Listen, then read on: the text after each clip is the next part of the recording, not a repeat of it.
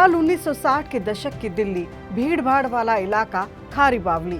सड़क किनारे एक तिपहिया वाहन पर कुछ लोग आवाज लगा लगा के पुस्तकें विक्रय कर रहे थे।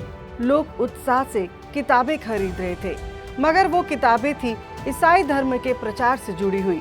उस दिन लाला दीपचंद आर्य जी की आंखें कुछ और ही देख रही थी। उन्होंने पहचान लिया था कि जनता में साहित्य पढ़ने की रुचि तो है, पर उसे सुलभ, सस्ता और सच्चा साहित्य नहीं मिल रहा। बस फिर क्या था, लाला दीपचंद जी ने अपने परिश्रम से कमाई पूंजी से एक इतिहास रचा और दिल्ली में स्थापित किया आर्ष साहित्य प्रचार ट्रस्ट। नमस्ते जी, मैं हूं हरप्रीत कौर। साल था 1919, हरियाणा का गुड़गांव जिला।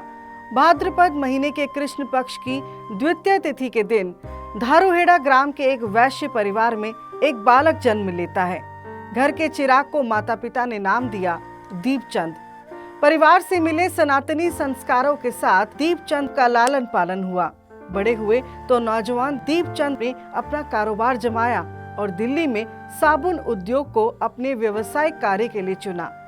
दीपचंद जी ने लगन और मेहनत के साथ अपने व्यापार को बुलंदियों तक पहुंचाया और समय के साथ मिली कामयाबी, यश और सम्मान के कारण पुरानी दिल्ली की गलियां आपको लाला दीपचंद के नाम से जानने लगी थी।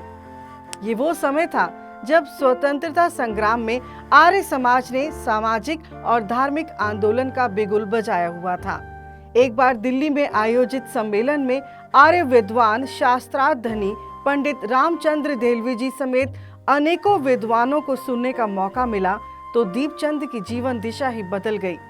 आर्य समाज की विचारधारा और महर्षि दयानंद सरस्वती के सिद्धांतों से प्रेरित होकर लाला दीपचंद आर्य ने आर्य समाज का साहित्य पढ़ना प्रारंभ किया और जल्दी ही आर्य समाज नया बांस दिल्ली में सदस्य बन गए। वैदिक धर्म के प्रचार प्रसार के लिए आवश्यक था कि लोगों की रुचि साहित्य में बने। इसके लिए दीपचंद आर्य ने साहित्य को सस्ती कीमतों में उपलब्ध करवाना शुरू किया।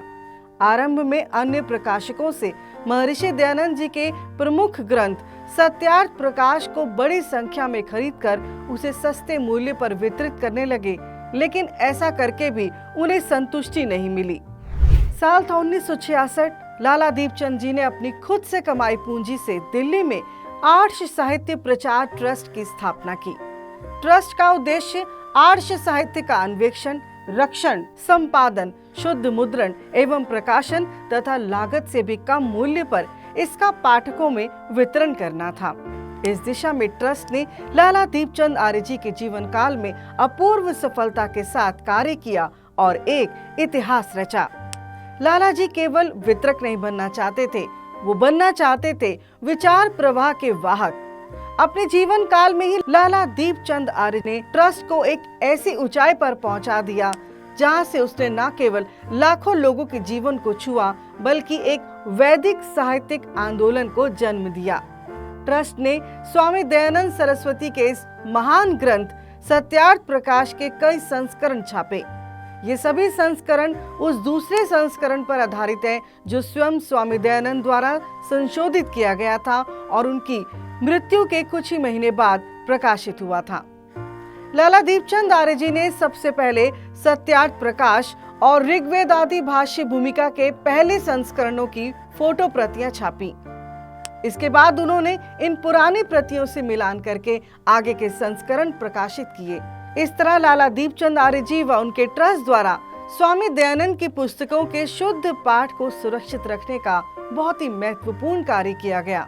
ट्रस्ट द्वारा प्रकाशित अन्य प्रमुख ग्रंथों में सम्मिलित हैं स्वामी दयानंद के छोटे छोटे ग्रंथों का संग्रह, यजुर्वेद भाष्य भास्कर और उसका हिंदी अनुवाद, ऋग्वेद भाष्य भास्कर के कुछ भाग, स्वामी दयानंद के जीवन पर आधारित पुस्तकें जिन्हें पंडित लेखराम और पंडित गोपाल राव हरि ने लिखा, विशुद्ध मनुस्मृति व मनुस्मृति डॉक्टर सुरेंद्र कुमार द्वारा संपादित, जिसमें मिलावटी श्लोकों की जांच भी की गई है, वेदार्थ कल्पद्रुम, स्वामी दयानंद के शास्त्रार्थों का संग्रह, दयानंद वेदार्थ प्रकाश और उपनिषद प्रकाश जैसे ग्रंथ सम्मिलित हैं।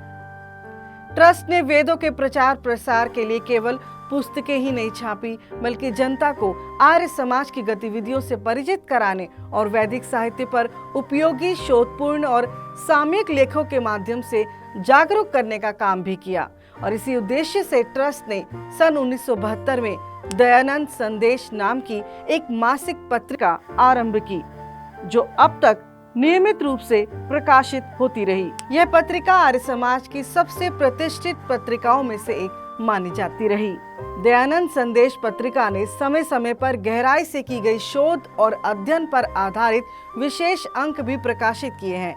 यह पत्रिका लालाजी के सुपुत्र दिल्ली आर्य प्रतिनिधि सभा के प्रधान श्री धर्मपाल आर्य जी के संपादन में सफलतापूर्वक प्रकाशित होती रही। आर्ष साहित्य प्रचार ट्रस्ट ने न केवल ऋषि के स्वप्नों को साकार किया, बल्कि वैदिक धर्म की ऐसी सेवा की जो आज भी अमर है। यह संस्था आज भी वेद प्रेमियों के लिए एक प्रकाश स्तंभ के रूप में कार्य कर रही है। आधुनिकता की दौड़ में अपनी जड़ों को भूलती जा रही पीढ़ियों को यह ट्रस्ट याद दिलाता है कि सच्ची उन्नति केवल तकनीक में नहीं, बल्कि सत्य, धर्म और वेद ज्ञान में है। काशी में शास्त्रार्थ शताब्दी समारोह चल रहा था। देश विदेश से महान विद्वान हस्तियां पहुंची हुई थी। काशी के विद्वानों का स्वामी दयानंद की मान्यताओं के विरुद्ध आक्षेपों पर तकरार शुरू हुई। तब लाला दीपचंद आर्य जी ने महर्षि की मान्यताओं पर उठे हर एक सवाल का युक्ति युक्त समाधान दिया। लाला जी के गहन स्वाध्याय एवं विद्वता को जानकर लोगों ने खूब प्रशंसा की और लाला जी के ज्ञान को प्रणाम किया। असल में लाला जी का वैदिक प्रचार का जुनून जानना है तो ये किस्सा सुन लीजिए।